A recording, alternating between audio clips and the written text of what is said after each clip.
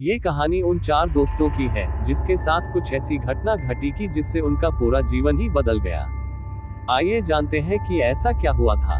मुंबई शहर की रहने वाली प्रिया शर्मा अपने दोस्तों के साथ रवि, साहिल और विजय के साथ शिमला जाने का प्लान बनाया। वो सब शिमला जाने के लिए बस में बैठ गए। कुछ ही देर में प्रिया सो गई।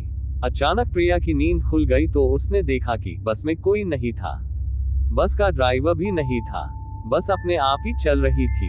प्रिया के सारे दोस्त भी बस में नहीं थे। ये सब देखकर डर के मारे प्रिया जोर जोर से चिल्लाने लगी। अचानक उसे लगा कि कोई उसके पीछे खड़ा है। जब उसने पीछे मुड़कर देखा तो वहां एक औरत बैठी हुई थी। उस औरत का चेहरा जला हुआ था। ऐसा लग रहा था कि किसी ने उसके चेहरे पर एसिड फेंका हो। ऐसा भयंकर चेहरा देखकर प्रिया ने चिल्लाना शुरू कर दिया, बचाओ, बचाओ, बचाओ। और अचानक प्रिया की नींद उड़ गई। वो एकदम डरी हुई और पसीने से पूरी भीग गई थी। पास में बैठे हुए विजय ने पानी की बोतल दी और बोला, शायद तुम्हें कोई सपना देखा होगा।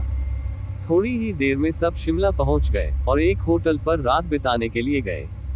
दूसरे दिन वो सब साथ में मिलकर होटल के पास वाले पहाड़ पे घूमने जाने का इरादा किया। करीबन आधे घंटे में वो सब पहाड़ की सबसे ऊंची शिखर पर पहुंच गए। वहीं से नीचे देखने पर घने पेड़ पौधे काफी सुंदर दिख रहे थे। अचानक साहिल चौंक गया और बोला, नीचे देखो, कोई खड़ा है, लगता है कोई स्त्री है। विजय और रवि भी देखने लगे लेकिन उन्हें कोई दिख नहीं रहा था और बोले, तू पागल हो गया है क्या? इस घने जंगल में कोई स्त्री कैसे आ सकती है? तुम्हें शायद कोई भ्रम हुआ होगा। उसके बाद वह सब खुली जगह पर चले गए। रात होने वाली थी इसलिए उन सब ने पहाड़ पर ही रुकने का इरादा बना लिया। इसलिए उन सब ने वहां पर ही तंबू लगाया और खाने पीने के लिए सामान बाहर निकाला। प्रिया की बैग तंबू के बाहर थी इसलिए वह लेने के लिए बाहर गई तो वहां पर उसे किसी की आवाज सुनाई दी।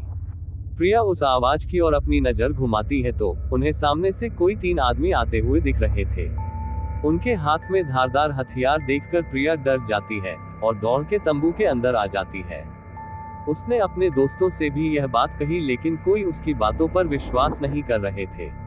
प्रिया चिल्लाकर बोली, आप सब पागल हो गए हो क्या?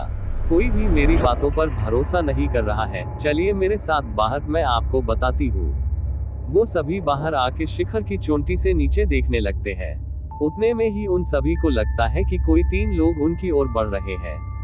ये सब देखकर वो सभी डर जाते हैं और तुरंत ही अपना अपना सामान समेटने लगते हैं और बड़े से पत्थर के पीछे जाके छुप जाते हैं। थोड़ी ही देर में वो सब ऊपर आ जाते हैं। प्रिया देख रही है कि उनके हाथ, पैर और सिर आम आदमी जैसे बिल्कुल नहीं थे।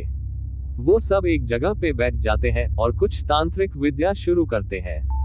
उनमें से एक आदमी अपनी हाथों की उंगली को काट देता है लेकिन अंधेरे की वजह से उन्हें कुछ भी ठीक से दिखाई नहीं देता है। अचानक उन चारों ने देखा कि एक औरत उन आदमियों के बीच में आके लेट जाती है। कोई नहीं जानता कि आखिर वो औरत वहां पे पहुंची कैसे। प्रिया ने कहा, मुझे कुछ समझ नहीं आ रहा है, आखिर यह सब हो क्या रहा है?